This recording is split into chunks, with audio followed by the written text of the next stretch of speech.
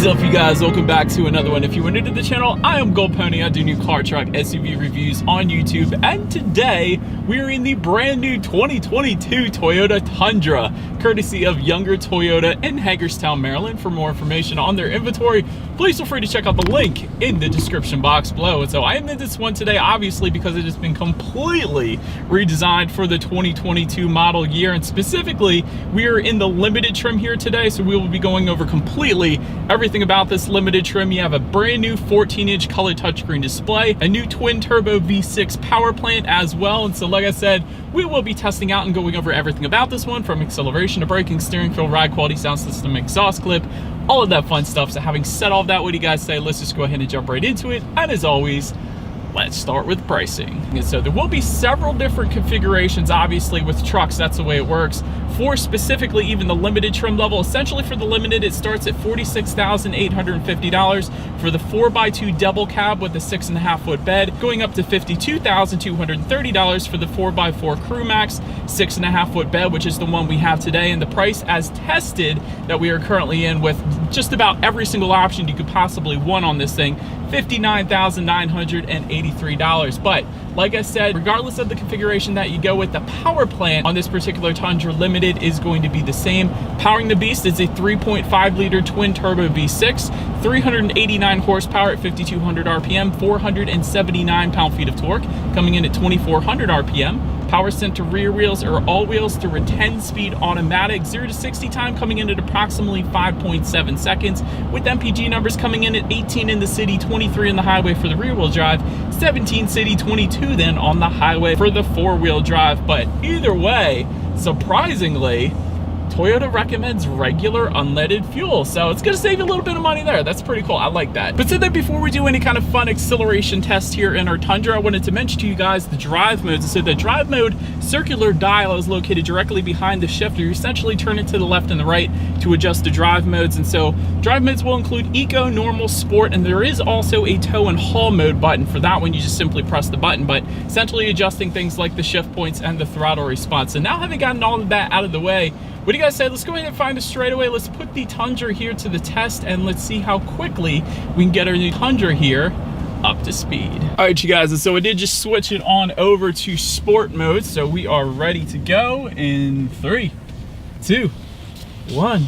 A little bit of a rolling start. There it is. Nice. Quick shifts. Nice sound. Wow. Heck of a lot quicker than I thought a truck of this size was going to be.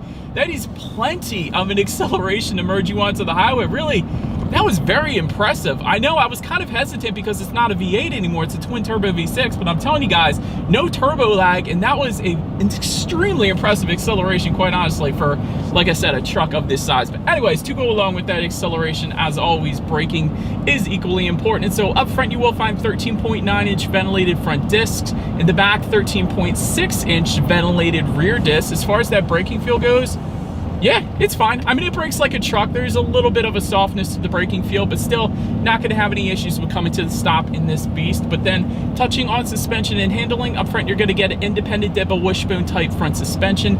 In the back, coil spring multi-link rear suspension. Do want to also mention there are some options when it comes to the suspension as well. There is a rear air suspension that goes for $650. There's also an off-road suspension with Bilstein shocks. It's going to come with the Toyota off-road package, or the TRD off-road package, my bad. That goes for $3,085, and it's actually a couple of them, but that was the cheapest one that I could find. But overall, as far as ride quality goes, it actually rides a bit smoother than most trucks I typically review, so I'm definitely a fan of that. As far as steering feel goes, it feels like it should. It's definitely not a loose steering feel, but it's not a heavy steering feel either. I would say it's probably just right for what the Tundra is, so it should definitely get the job done in this thing. As far as cabin noise goes, I'm going 50 miles per hour right now. I do have the air on.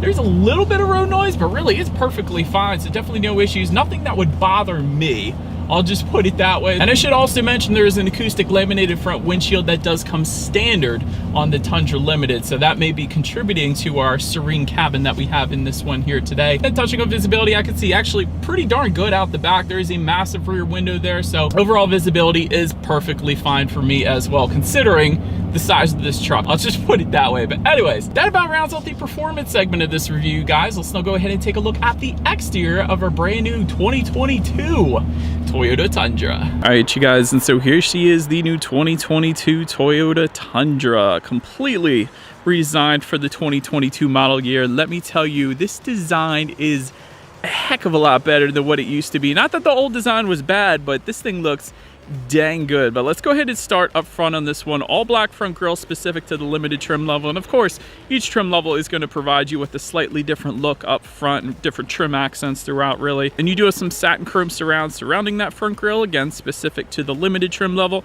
You guys can see there's some Toyota lettering etched into the front portion of that rear bumper there as well. And the cool thing is the fog lights are actually integrated into the front grille design, which I thought was pretty cool. But anyways, I'm getting ahead of myself. Let's actually touch on the headlights here. LED headlights do come standard. They come with LED daytime running lights as well.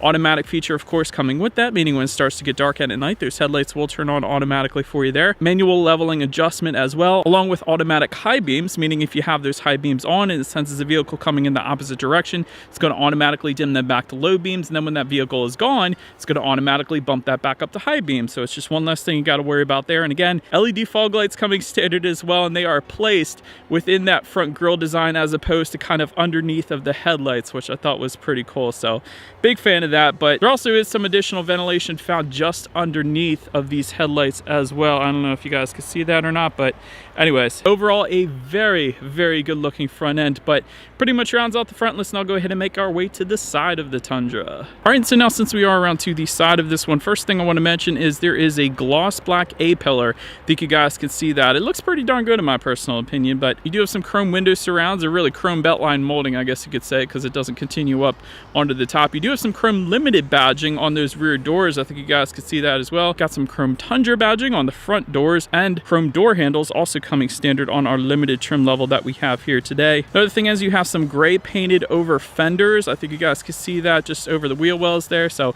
not going to be body colored, but Toyota chose to accent them in gray. I think that still looks good, honestly. As far as the side mirrors go, they are black to match that gloss black A-pillar. They are heated, auto dimming, power adjustable with integrated turn signals. They are power folding with the reverse tilt down feature then as well. So as far as function goes, pretty much have absolutely everything side mirrors can possibly have these days. But take a look at the wheel configuration. They are bi-color. They are 20-inch machine finished aluminum alloys, and they look dang good as well. But pretty much rounds out the side profile of this one. Let's now go ahead and make our way to the back of the Tundra. All right, and so now since we are around to the back of this one, you do have the body-colored tailgate spoiler kind of integrated into that rear tailgate there. So looks pretty good. Chrome handle on the back of that as well to tie in with all the other chrome accents, including that 4x4 badging as well.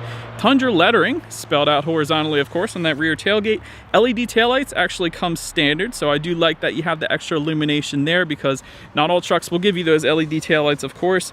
LED center high mount stop lamp to go along with that, and you do have some satin chrome accenting on that rear bumper as well. And since we're back here, let's go ahead and touch on the towing numbers. You guys can see the connectors just to the left of the license plate there, but as far as towing capacity goes, it is going to range whether or not you go with the crew cab or the double cab, whether or not you go with a 5.5 foot or 6.5 foot bed. But ultimately, the max towing capacity specific to the limited trim that we have today comes in at 11,400 pounds, which is definitely a good bet. But just below it all, you will find a single exhaust outlet tucked away on the driver's side underneath there, and there is a TRD exhaust available. But having said that, I do believe you guys know what we have to do next. As always, here is that exhaust clip.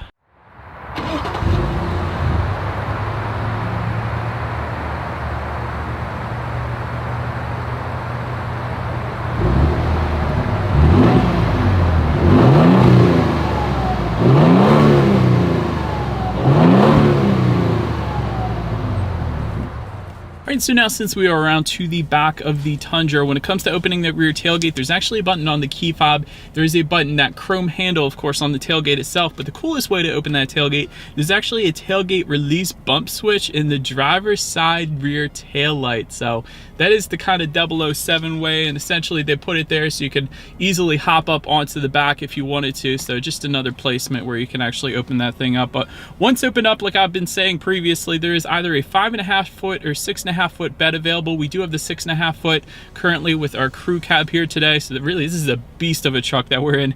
Payload capacity comes in at 1,740 pounds max. There is a deck rail system with 4 adjustable tie down cleats. It's always nice. Aluminum reinforced composite bed construction as well. Integrated cargo lighting as expected, and it's all LED cargo lighting as well, by the way, so that is definitely pretty cool. So overall, it's got everything you could possibly need really in the bed of the truck. But then making our way up to the rear legroom is going to differ dependent upon which cab size you go with, of course. Double cab is going to give you 33.3 inches of rear legroom. That's not obviously the one we have today. We do have the crew cab coming in at 41.6 inches. So for reference, I'm an even 6 feet tall. This is how much space I have back there. There are, however, 60/40 flip up bench seats, meaning those rear seats can fold up in typical truck fashion, I guess you could say. And underneath of those seats, you can actually find some rear under seat storage, which is pretty cool. I definitely was a fan of that, and you find that a lot with pickup trucks, so always a fan. Like I said, rear ventilation is actually going to come with the Crew Max only. You're not going to get that rear ventilation with the double cab. You do have some rear charging ports back there. You not only have a 120 volt power outlet, but you also have a USB charging port and a standard phone charging port back there as well. But also rear center armrest with cup holders back there too. I don't think I mentioned that yet, but rear seats were plenty comfortable. Certainly a ton of legroom, at least here in our crew cab. But then making our way up to the front seats, Softex upholstery is going to be standard on the Limited. This front seats will be 8-way power adjustable for both the driver and the passenger, which is pretty cool, with 2-way power lumbar as well. Memory settings do come standard for the driver for up to 2 different drivers actually, and you will actually get heated and ventilated front seats that come standard on the Limited. Those buttons are located just below the infotainment screen, but overall seats were actually plenty comfortable, so definitely don't see any issues with taking this thing on a long road trip or on the beach or whatever the case. So that is definitely nice. Then take a look at the steering wheel. It is tilt and telescoping. It is leather wrapped, and you can actually get a heated steering wheel like we have today for an additional $150, which isn't all that bad for that. Then make our way to the startup. Let me start by showing you guys the key, although it is still in the plastic here, but essentially all of your buttons are located on one side of the key, along with that Toyota logo. You got lock, unlock, and the button to pop the rear tailgate, but it is all keyless entry with a push button start. So all I'm going to do here is simply put my foot on the brake and press that engine start button located just by the driver's right knee. And so once started up, gauge cluster is going to be a standard analog cluster with a 4.2 inch center display with the Limited. However, I will say with upper trim levels, you can get a full 12.3 inch digital gauge cluster, but with the Limited, you can't. So that is currently what you're looking at right now. But I will say there are steering wheel mounted controls found on the left side of the steering wheel if you wanted to adjust what is on that center digital portion, giving you things like your outside temperature, how many miles you have left until you hit empty. There is a digital speedometer, of course, when you need your next oil change and different driving statistics, the list goes on. So it pretty much does have everything you could possibly want in the digital portion there. Then making our way to overall interior quality, a panoramic roof will go for $1,350. If you wanted that option, we do have that option, of course. So that's letting in a heck of a lot more light for this video, so I am appreciative. LED interior lighting coming standard. There is an overhead sunglass holder as well, found on the ceiling of this one here. Auto dimming rear view mirror with HomeLink controls for up to 3 different garage doors. You gotta love that. And it's also kind of a frameless design too, which is pretty cool. Dual zone climate control coming standard. There is a leather wrap shift knob as well. Wireless phone charger is going to be available. We do have that option as well. I've been taking advantage of that, so that has been charging my phone this entire time I've been filming, which is always nice. As far as overall interior quality goes, it's pretty direct and to the point here. I do like the little ledges found on just below all 4 windows in this thing. A nice little place to rest your arm that I don't typically see, which is pretty cool. You got your grab handles, of course, to get in and out of both the front and back seats, so typical truck fashion there as well. Kind of have this carbon fiber look, although it's plastic, found just above the passenger side glove box there. Got tons of little places for storage. There's an electromechanical parking brake, dual cup holders, and within the center armrest you have a ton of storage along with a USB charging port and a phone charging port, it looks like, in there as well. So it's a very practical and functional interior, I guess I could put it that way. But now let's go ahead and make our way to the tech here, because This infotainment screen is massive. For the limited trim level, you get a 14-inch color touchscreen display, and it is a beast to go along with the size of this truck, I guess.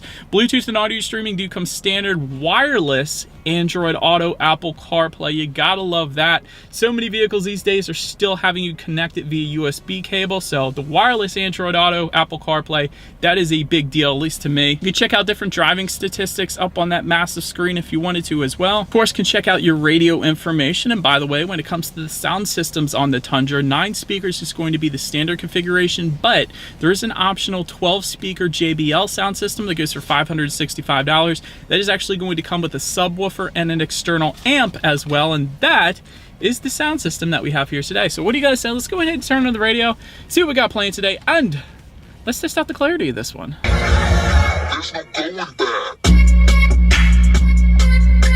Actually, that was really good. That was a really good sound system, you guys. The bass was absolutely ridiculous, and come to think of it, my first car, I had a JBL subwoofer in it, so I know the bass is excellent with JBL, and it is an extremely reliable sound system as well. We got a very good name behind them, I'll say that. So really, that sound system, that JBL sound system, is plenty for the Tundra without a doubt. Anyways, last thing I want to mention to you guys on the infotainment screen is when you do put this thing in reverse, you of course will find a rear view camera coming standard across the board.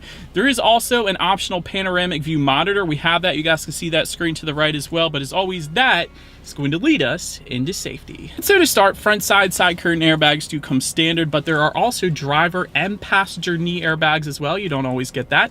In the back, you're going to have latch, aka lower anchors and tethers for children for the rear car seats, rear child door locks, tire pressure monitoring system, but actually Toyota does a really good job with standard safety on the Tundra as well. You of course get Toyota Safety Sense 2.5.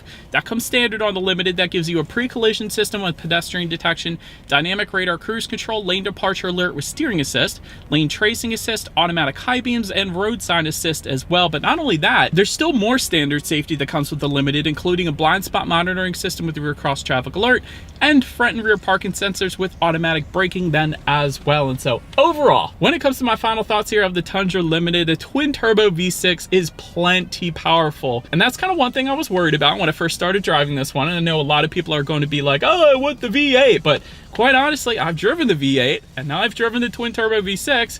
This is plenty. This is plenty powerful. I'm telling you guys, you will not be able to tell the difference. It's a heck of an acceleration in this thing. But anyways, the tailgate release button and the rear tail light, that is pretty cool as well. I like that. 14-inch screen is absolutely massive. It's kind of reminiscent of Tesla, just horizontal rather than vertical, which is pretty cool.